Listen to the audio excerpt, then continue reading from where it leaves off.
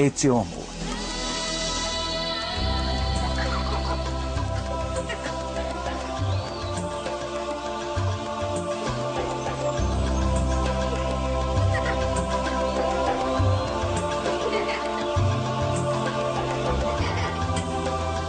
Por princípio, os seres humanos são livres e iguais ao nascer. Na prática, as diferenças entre os indivíduos se tornam visíveis bem no início da vida. As classes sociais. Distribuição sinapse.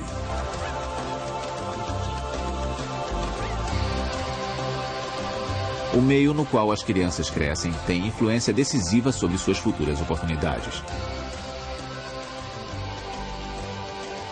Algumas terão mais chances de receber uma boa educação e ocupar posições de prestígio na sociedade. Outras terão menos chances.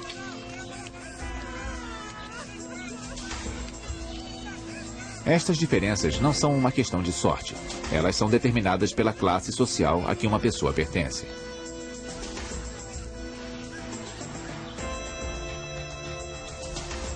Hoje, costumamos classificar as pessoas de acordo com sua renda.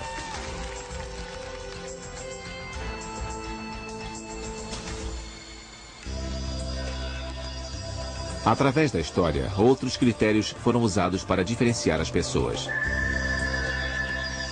Em sociedades profundamente religiosas, como o Antigo Egito, os sacerdotes dominavam. Em sociedades que viviam sob ameaça, eram os guerreiros. Mas quase sempre os que figuravam no topo da hierarquia eram os que controlavam a riqueza e exploravam os demais. É difícil vencer as barreiras entre as classes sociais. Embora a mobilidade social seja maior atualmente, a maior parte das vezes, a pessoa nasce em uma classe e continua nela até a morte. Desigualdades sociais geram frustrações.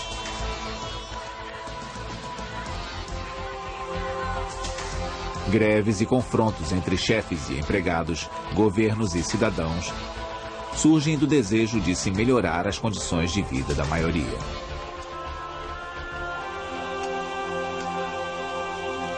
Os seres humanos sempre sonharam com uma sociedade igualitária, sem relações de dominação e exploração. Tal sociedade não existe em lugar algum no mundo. Mestres e escravos.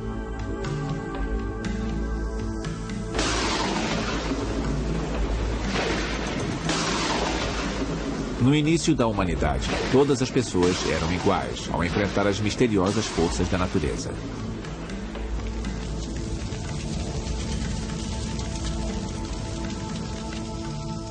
Dependentes da generosidade da natureza, os caçadores e coletores não estocavam alimentos. Eles partilhavam imediatamente o fruto do seu trabalho.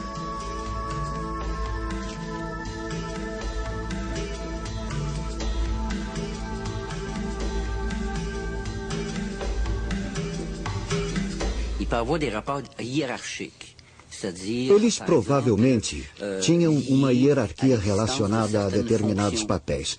Um curandeiro ou algum caçador talentoso e especial.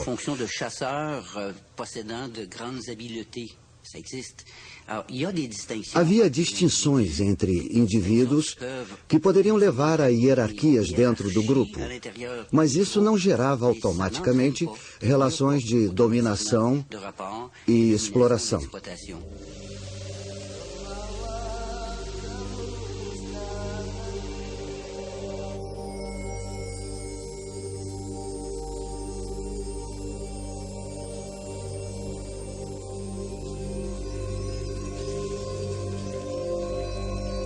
A invenção da agricultura, há cerca de 12 mil anos, alterou profundamente as relações humanas. Pela primeira vez, era possível que um trabalhador da terra produzisse mais alimento do que precisava.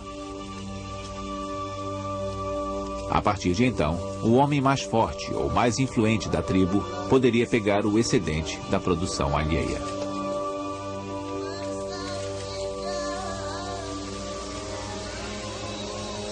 Ele só precisava ser o dono da terra para poder viver do trabalho dos outros.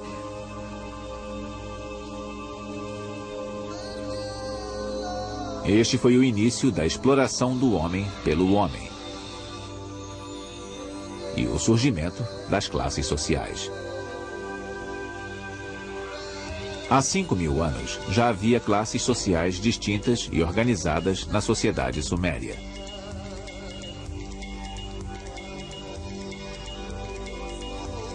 Desde o nascimento, as pessoas sabiam a que classe pertenciam.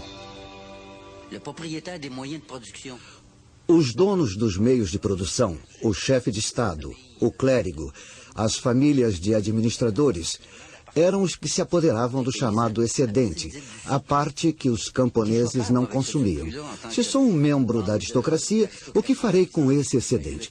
Vou pagar artesãos, funcionários públicos e comerciantes que vão viajar a terras estrangeiras e trazer as matérias-primas de que preciso.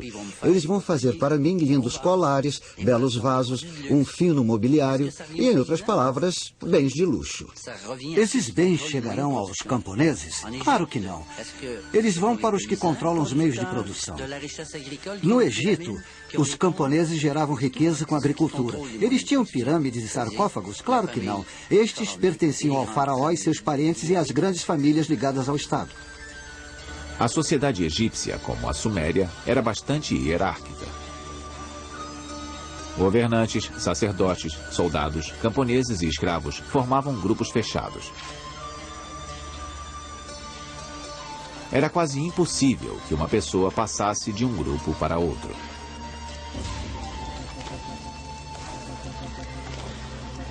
Na Grécia e em Roma, havia cada vez mais escravos, prisioneiros de guerra e camponeses afundados em dívidas. Eles trabalhavam nos campos, construíam as estradas, os palácios e as fortalezas da cidade. Homens livres ou escravos? No mundo dos antigos, esta questão de status era fundamental.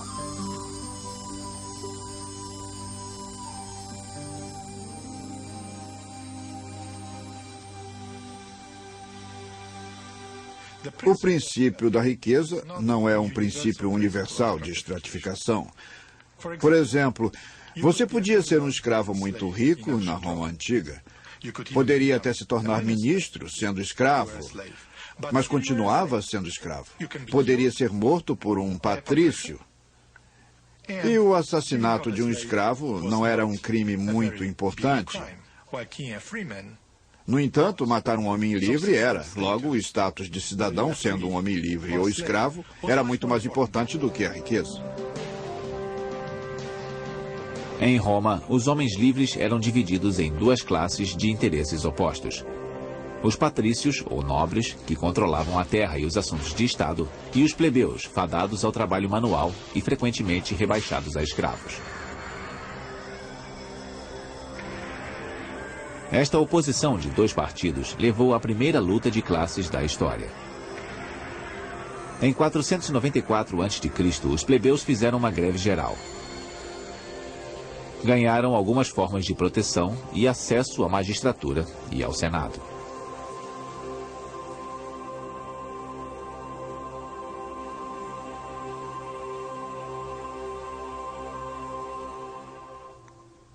Enquanto Roma criava um império maior e mais elaborado, as oportunidades para os romanos de todas as posições sociais aumentavam. Muitas posições mais baixas do império foram preenchidas por pessoas de fora da linhagem étnica romana. Durante este período, a distinção de classes entre os romanos foi reduzida. Surgiram novas oportunidades de promoção no serviço militar, novas oportunidades de se obterem propriedades e mais pessoas da classe plebeia subiram no sistema.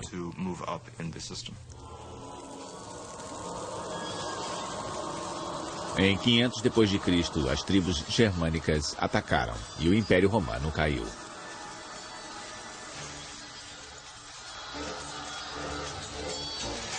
Um clima geral de insegurança prevaleceu na Europa por vários séculos.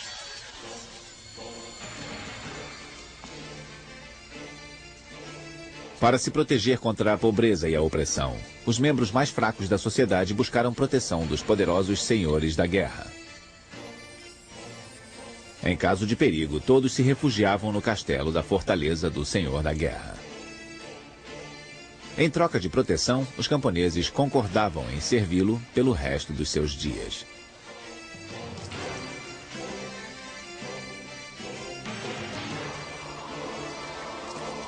Assim nascia o sistema feudal, repetindo o tipo de relacionamento feito de dominação e obrigações em todas as camadas da sociedade.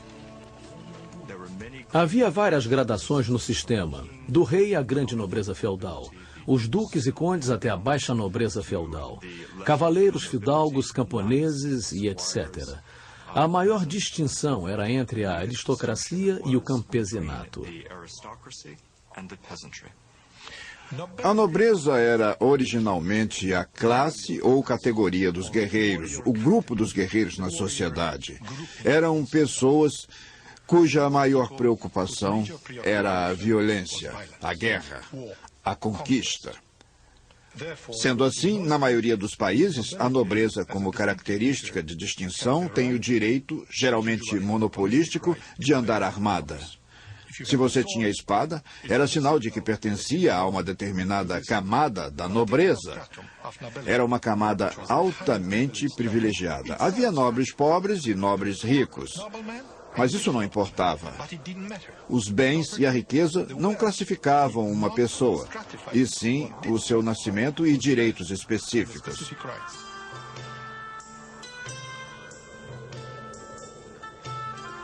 A sociedade medieval se dividia em 3 grupos. Primeiro vinham os nobres, depois os clérigos, e abaixo deles todos os demais, em um grupo chamado o Terceiro Estado.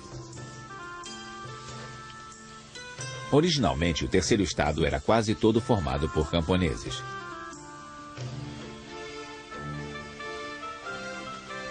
Com a maior prosperidade das cidades, ele englobou cada vez mais artesãos e pequenos comerciantes.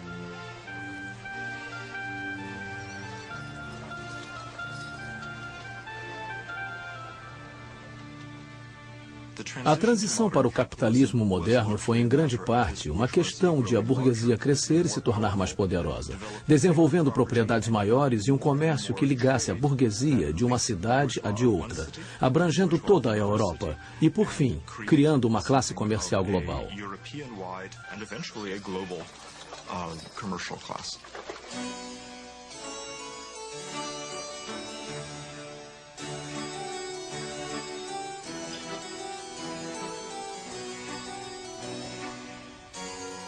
A burguesia prosperou à margem do sistema feudal. Mas com o aumento do seu poder aquisitivo, iniciou-se uma verdadeira luta de classes entre a burguesia e a nobreza.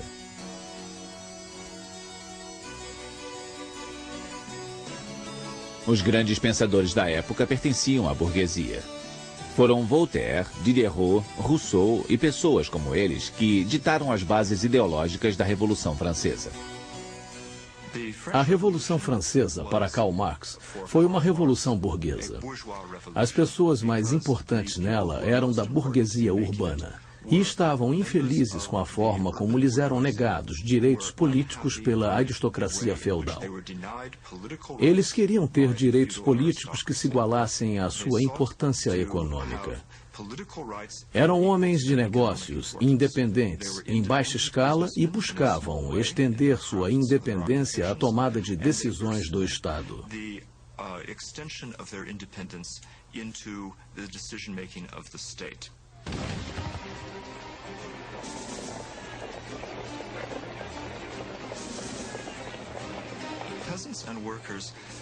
Camponeses e proletários participaram da Revolução Francesa, mas não foram eles que a idealizaram e assumiram seu controle.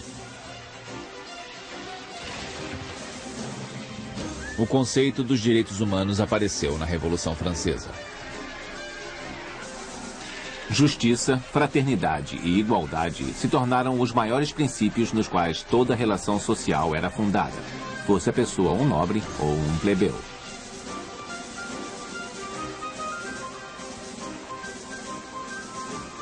Na realidade, a vida dos trabalhadores e camponeses não melhorou.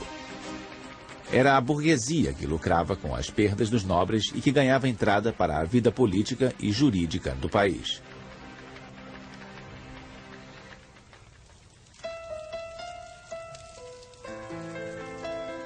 De fato, aumentou o abismo entre as classes mais pobres e a rica burguesia, cujo estilo de vida começava a lembrar cada vez mais a nobreza. Casamentos entre nobres e burgueses, que antes eram impensáveis, começavam a ficar comuns. Daí em diante, não era o nascimento que garantia uma posição na ordem social, e sim o poder financeiro.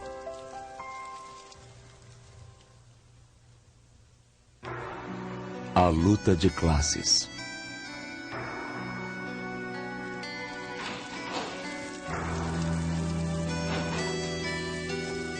No século XIX, muitos camponeses abandonaram os campos para trabalhar na cidade.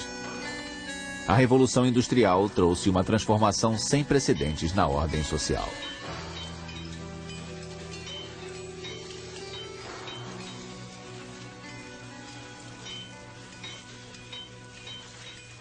Cada vez mais pessoas se tornavam trabalhadores sem terra, que trabalhavam simplesmente por um salário na sociedade rural.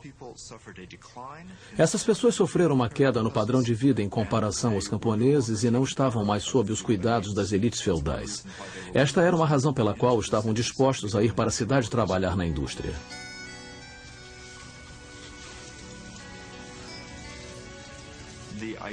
A ideia de classe como tal surgiu primeiramente como um reflexo do crescimento das cidades. E a concentração de um grande número de pessoas em posições da classe proletária nas cidades criou a ideia de uma sociedade estruturada por relações entre as classes e não mais pelo velho sistema feudal. No início do século XIX, a indústria passou a contratar mão de obra indiscriminadamente.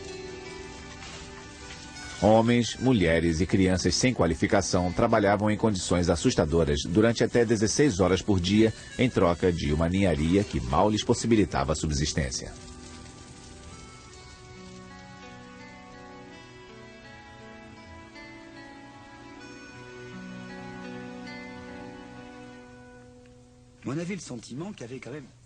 As pessoas acreditavam que havia uma classe, a classe proletária. Primeiro eram eles que produziam a verdadeira riqueza. As máquinas e estrados de ferro. Erguiam as construções. Eles estavam nas raízes desta riqueza.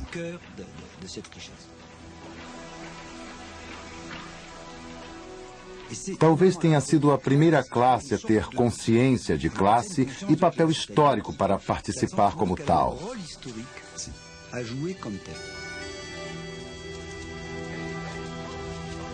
Com a consciência da própria posição dos proletários, eles começaram a formar movimentos para garantir seus direitos.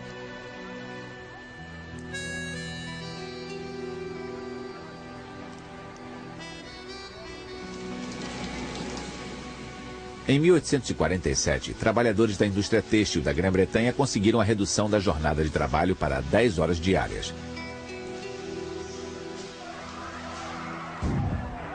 Estas revoltas chamaram a atenção de muitos intelectuais. O mais famoso deles, cujas ideias influenciaram toda a vida política do século XX, foi Karl Marx. Este filósofo alemão defendia uma mudança radical na sociedade. Com o colega Friedrich Engels, ele escreveu o Manifesto Comunista.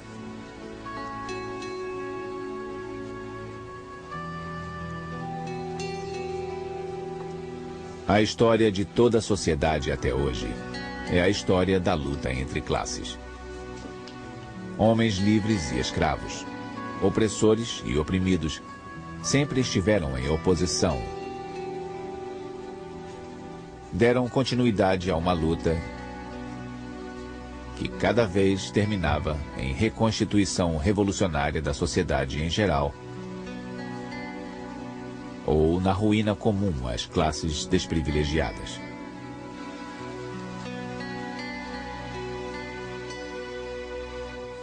Karl Marx desenvolveu os mais convincentes e famosos princípios e visões teóricas da classe. Primeiro, ele argumentou que as classes sociais gradualmente passariam de categorias abstratas a comunidades politicamente organizadas. Depois, ele argumentou que o processo é inevitável devido à exploração da classe proletária pela burguesia através da produção de bens e, por último, e talvez mais importante, disse que este conflito levaria, sem dúvida, à queda do capitalismo e a um novo tipo de sociedade, na qual as classes desapareceriam, já que sua base, a propriedade privada, de certa forma seria socializada, nacionalizada ou redistribuída pela sociedade.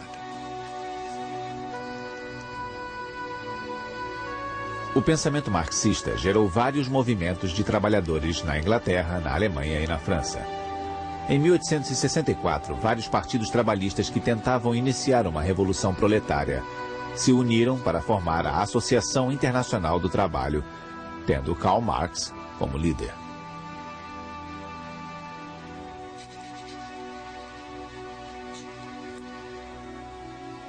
Marx acreditava que a Revolução Socialista ocorreria em um país altamente industrializado.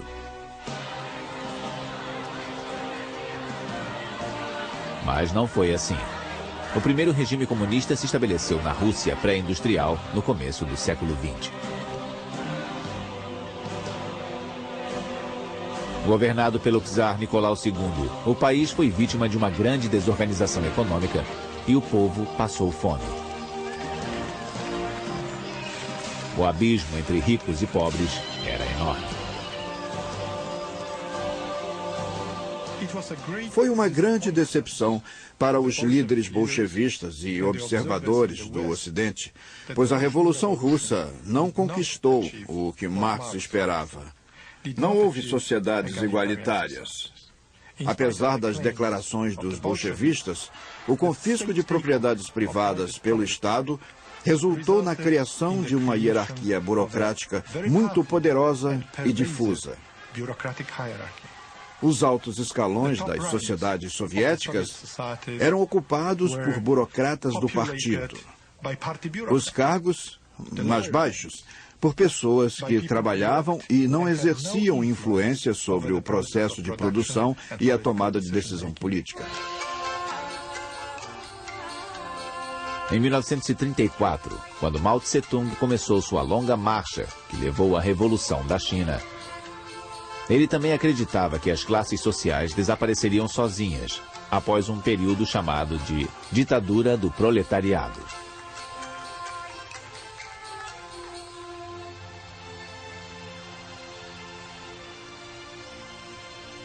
Na verdade, na China e na Rússia, novas classes sociais surgiram. As antigas classes dominantes foram substituídas por burocratas e oficiais do Partido Comunista.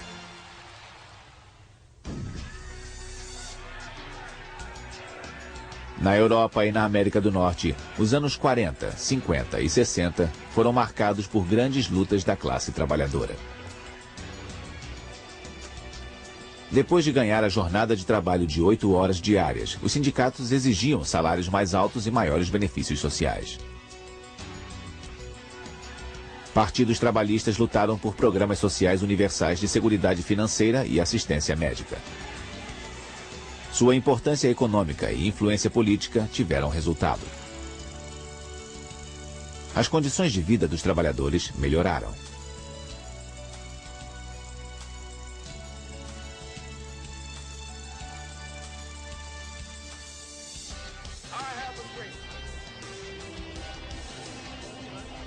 Nos Estados Unidos, os movimentos pelos direitos civis dos negros e a luta pelos direitos das mulheres brotaram diretamente das batalhas dos movimentos dos trabalhadores. Durante o século XX, conflitos que dividiam a sociedade resultavam cada vez mais em direitos para os cidadãos.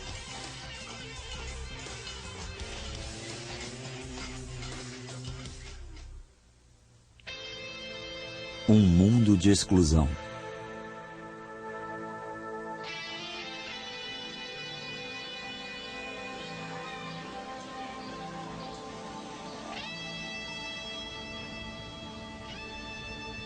Hoje, apesar de todos os esforços, a sociedade ainda não conseguiu erradicar as diferenças sociais.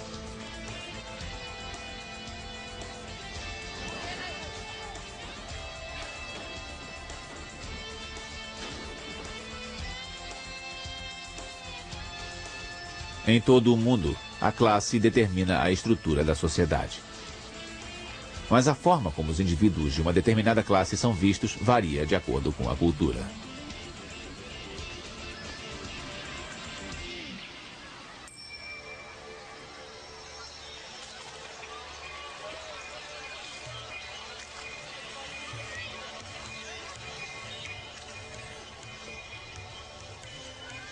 Na Índia, o governo baniu o sistema de castas com a independência do país em 1947.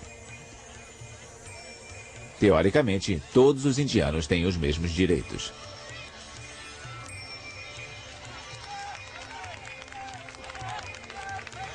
Na prática, o sistema de castas ainda molda as classes sociais.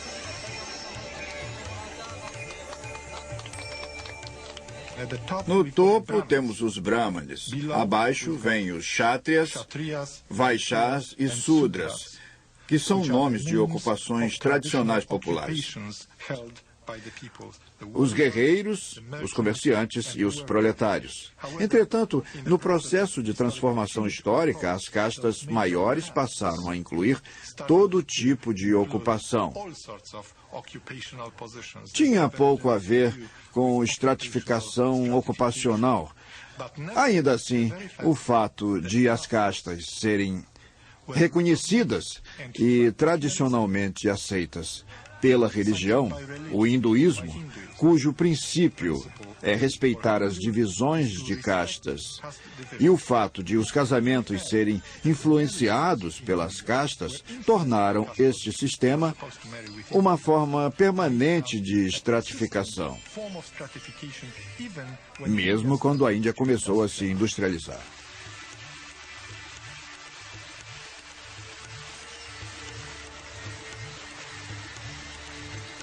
O sistema de castas é um obstáculo poderoso para a mobilidade social.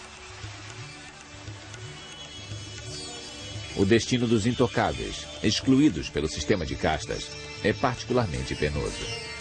A eles são relegados os trabalhos mais mal remunerados, além de sofrerem discriminação constante.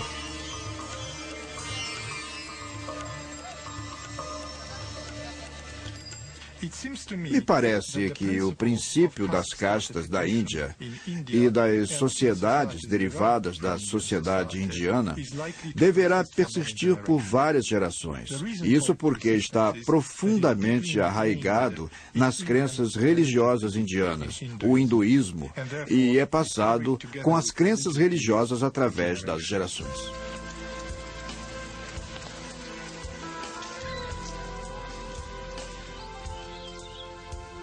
As sociedades ocidentais permitem maior movimento entre as camadas da população do que um país como a Índia. Mas a elite continua a prosperar.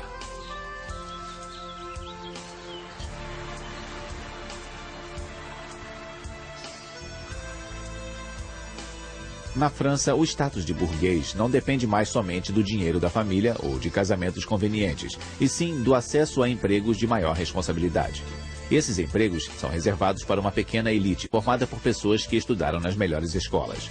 Os que se formam tomam as importantes decisões econômicas e políticas do país.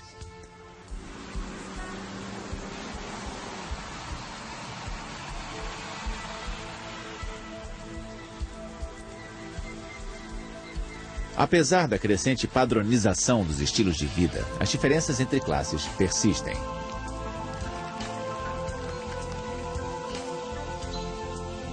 Na Grã-Bretanha, elas são perceptíveis em detalhes quase sutis demais para que estrangeiros percebam. o vocabulário ou mesmo a forma como se toma chá. Acho que a Inglaterra é um dos países em que as divisões de classe são mais aparentes. Isso foi diminuindo, mas persiste o fato de o sotaque regional classificar as pessoas e de que pessoas formadas em Oxford ou Cambridge poderem ser facilmente diferenciadas das classes trabalhadoras. A forma de se vestir e os hábitos pessoais variam de acordo com a classe social. E isso influencia o bem-estar econômico na sociedade.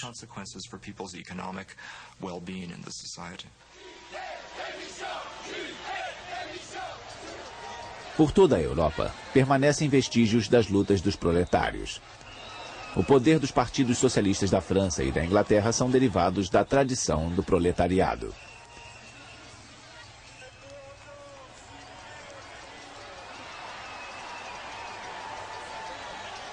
Nos Estados Unidos, nenhum movimento trabalhista gerou um partido popular o bastante para assumir o poder e governar o país.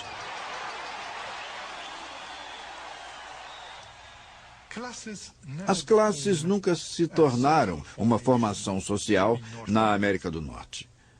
Era uma forma social bastante europeia. Por um curto período, a sociedade americana desenvolveu uma estratificação ao longo das linhas de propriedade e posição ocupacional, mas o fator principal era a importância da raça. Na América do Norte, em especial nos Estados Unidos, a raça ofuscava a classe. Assim, as identidades e desigualdades sociais eram principalmente determinadas pela raça.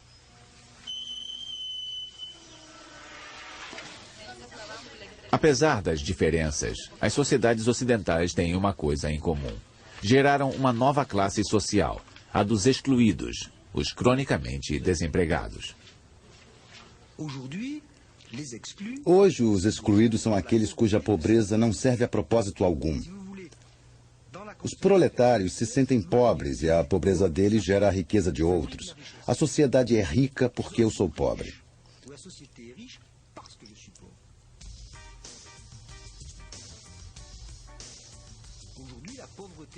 Hoje, a pobreza e os excluídos não contribuem para a nossa riqueza.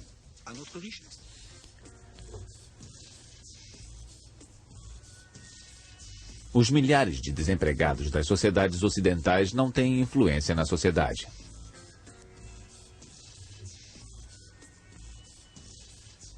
A única coisa que os novos pobres têm em comum é a exclusão do sistema. Eles têm pouco ou nenhum poder de protesto. Em contrapartida, a pobreza das mulheres que fazem as roupas de luxo nos ateliês da América Latina é útil. Encontra-se uma consciência de classe no movimento trabalhista como a que se viu no século passado. A classe está associada a uma forma muito específica de industrialização que teve início na Europa durante a Revolução Industrial e acabou difundida pelo mundo. Os países que passam pelo processo de industrialização possuem divisões e conflitos de classes. As divisões e conflitos substituem a velha forma de divisão de Estado, as divisões e conflitos pré-industriais que existiam antes de começarem a se industrializar.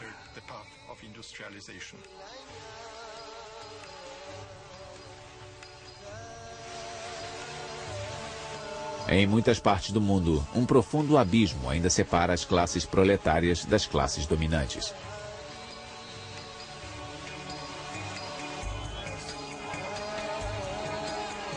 Nessas regiões, as condições socioeconômicas são tais que o proletariado poderia se revoltar.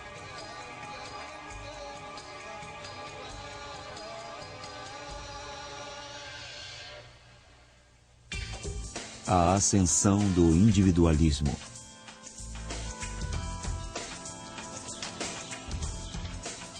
Já faz muitas décadas que o futuro de uma pessoa não é mais ditado meramente pelo meio em que nasceu.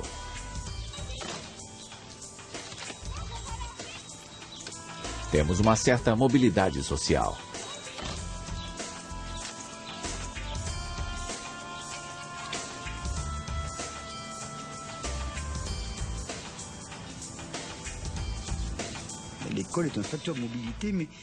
A escola é um fator na mobilidade social, mas não é o único. Há também o casamento. Quando mulheres se casam com homens de posição melhor, elas ascendem socialmente. Podemos dizer que a beleza é um fator na mobilidade. Às vezes, um empreendimento pessoal leva à mobilidade. Você monta um pequeno negócio e ele cresce. Há diversos fatores na mobilidade, mas acho que o essencial é uma transformação nas estruturas da sociedade. Sociedades de imigrantes, como as da América do Norte, conhecem bem o processo. Os novos a chegar ficam com os piores empregos e vão subindo nos calcanhares dos outros. Geralmente não são populares entre os mais bem estabelecidos, pois representam uma ameaça, podem suplantá-los.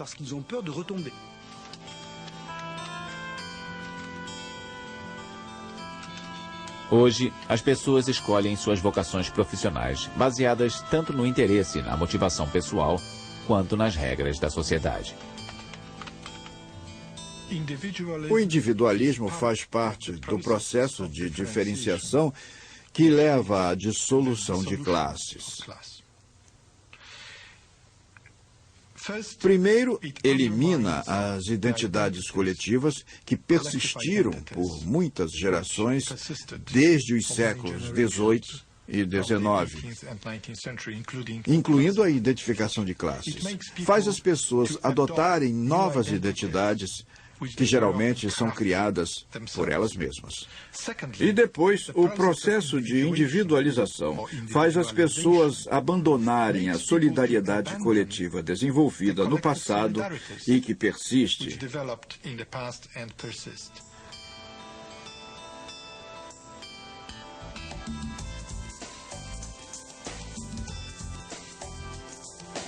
O individualismo está intimamente ligado à insurgência da classe média.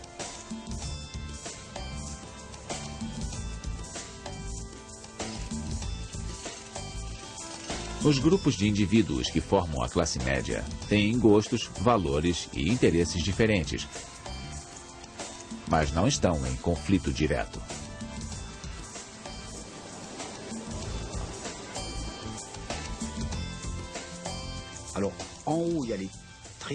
No topo estão os extremamente ricos, que vivem como estrelas. Lá embaixo ficam os extremamente pobres, que não possuem nada e dormem nas ruas.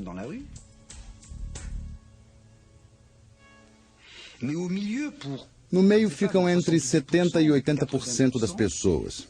A classe média, os ricos, os quase ricos, os nem tão ricos, os que esperam ficar ricos, separados por questões de níveis. A identidade social não se baseia nisso.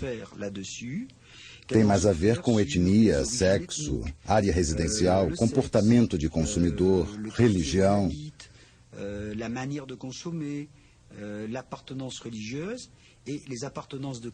E os compromissos de classes tradicionais ficam cada dia mais fracos. Em uma sociedade cada vez mais individualista, a maioria das lutas sociais tem objetivo específico. Minorias culturais, feministas, homossexuais e ecologistas travam as próprias guerras, desimpedidos pelas relações tradicionais de classes. Apesar da divergência de interesses, a classe média tem temores comuns. Eles veem o futuro com preocupação. Temem não conseguir manter seu padrão de vida.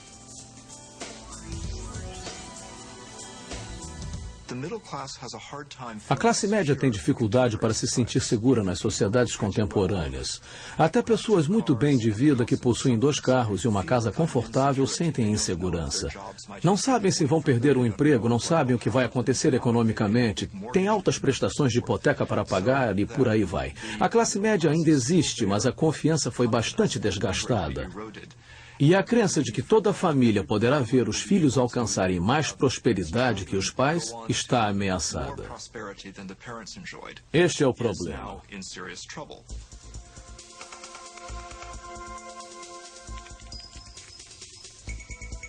Nas sociedades ocidentais, trabalhadores sem qualificação perdem o emprego para quem domina novas tecnologias.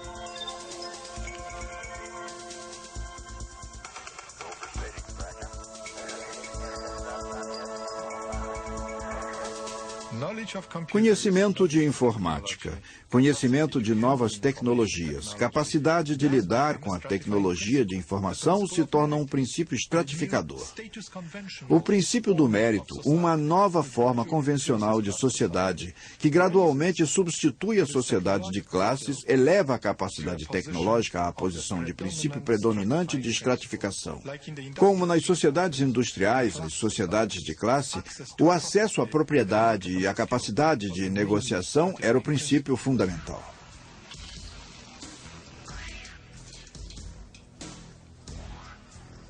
O perigo deste sistema é que exclui quem não teve acesso ao ensino superior. Quando o desemprego era pouco, essas pessoas ainda podiam se sustentar.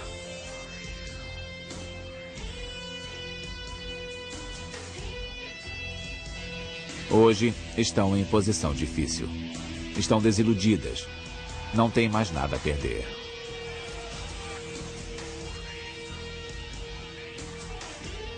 A violência social pode aumentar.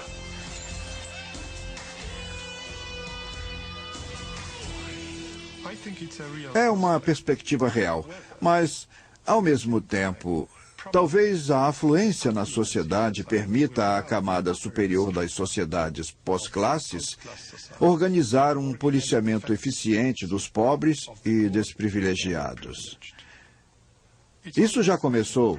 Milícias particulares, firmas de segurança particulares são contratadas para proteger os que são abastados.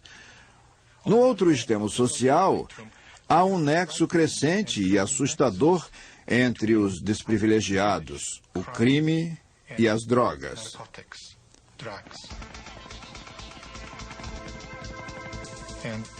Esta é outra perspectiva assustadora da sociedade, onde a marginalização, o crime e o uso de drogas se combinam em uma síndrome com a qual é difícil de conviver socialmente.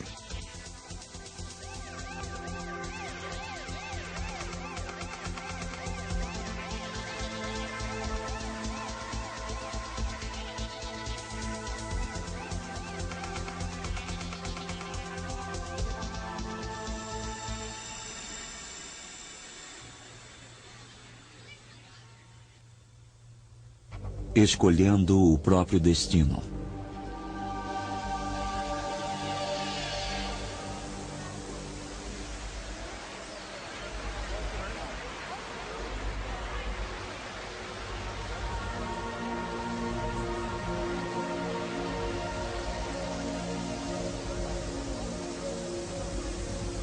Cada vez mais, vozes proclamam o colapso iminente da classe média.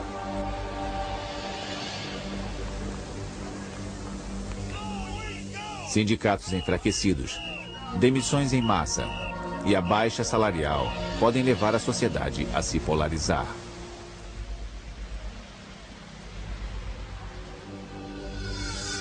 Os pobres ficarão mais pobres.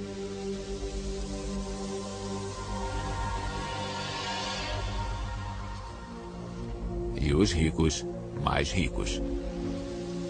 No meio dos dois, a classe média é estrangulada. Esta classe média tem papel útil em vários serviços. Eu não acho que possamos destruí-la sem destruir o mercado. Devemos recordar que a classe média tem um papel vital, ela consome. Um dos felizes paradoxos desta economia é que deve apoiar uma classe média com um padrão de vida relativamente alto para podermos ter mercado. Não acredito no cenário catastrófico em que a classe média vai desaparecer. A classe média pode não estar desaparecendo, mas está mais descontente a cada dia. Muitas pessoas que viram seu poder aquisitivo diminuir se revoltam contra os altos impostos. Algumas não se dispõem mais a pagar por programas sociais.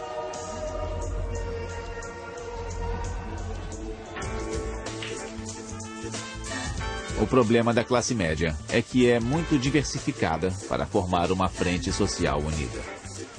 Atualmente, nem a renda basta para assegurar um lugar na estrutura social.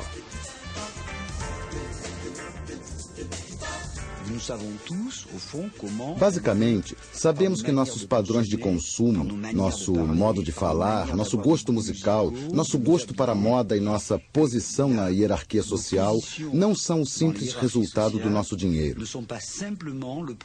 Aliás, principalmente na Europa, ainda temos desprezo pelos novos ricos. As pessoas que têm dinheiro e não sabem gastá-lo.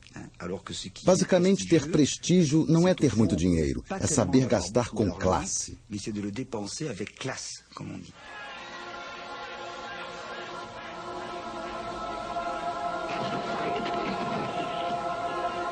As grandes revoluções não conseguiram eliminar as classes sociais.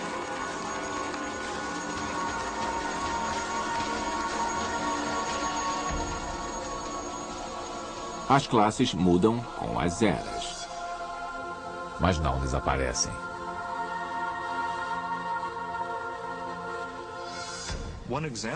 Um exemplo de como as pessoas ainda são movidas por classes é o filme Titanic, e a forma como o público se identifica com o sistema de classes do início do século XX apresentado. O filme, por acaso, foi lançado em uma época de crescente desigualdade, com muito ressentimento. O público norte-americano torceu pelo herói proletário e vaiou a elite, que tentou comprar entrada nos botes salva-vidas. O filme ofereceu um tipo de metáfora para a situação de classes.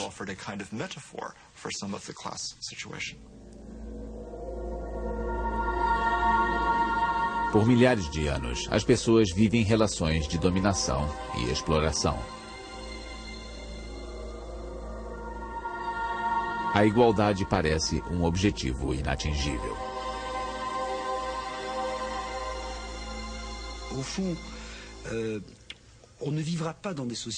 Basicamente, jamais viveremos em sociedades perfeitas e ideais. É impossível. A única pergunta que podemos fazer é se teremos sociedades em que seja possível se viver. Me parece que, em muitos casos, para muitos indivíduos, a resposta é afirmativa. Agora resta a dúvida: será que o custo dessas sociedades tem de ser pago com a exploração do resto da humanidade? Não necessariamente. Não acho que o pior seja inevitável.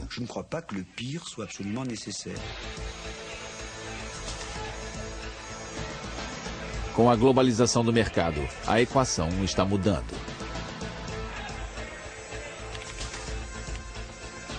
O poder permanece nas mãos de quem detém o capital. No início, eram as terras. Hoje, são os investimentos. E os investimentos são fáceis de movimentar. A cada dia, mais companhias têm seus produtos manufaturados por trabalhadores do terceiro mundo, que ganham salários muito baixos. Como aconteceu no passado, este tipo de exploração poderia gerar alianças trabalhistas mundiais. Os trabalhadores daqui e de qualquer outro lugar começam a perceber que devem exigir as mesmas coisas de acordo com a situação. Devem se mover gradualmente, sempre com os problemas básicos em mente: organização, condições de trabalho, salários, proteção do emprego, o direito a se sindicalizar e proteção ambiental. O engraçado é que batalhas que lutamos há um século, ou há 30, 40 ou 50 anos, precisam ser travadas hoje mais uma vez. Precisamos repeti-las. É o efeito da globalização.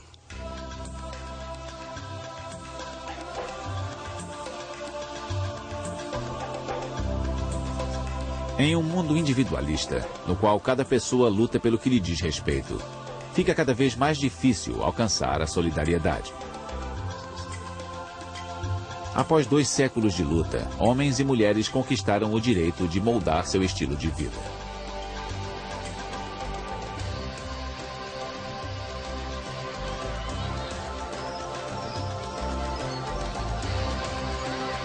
Hoje, o futuro de ninguém é determinado pelo nascimento. As pessoas têm muito mais espaço para se movimentar, porém, agora enfrentam sozinhas o seu destino.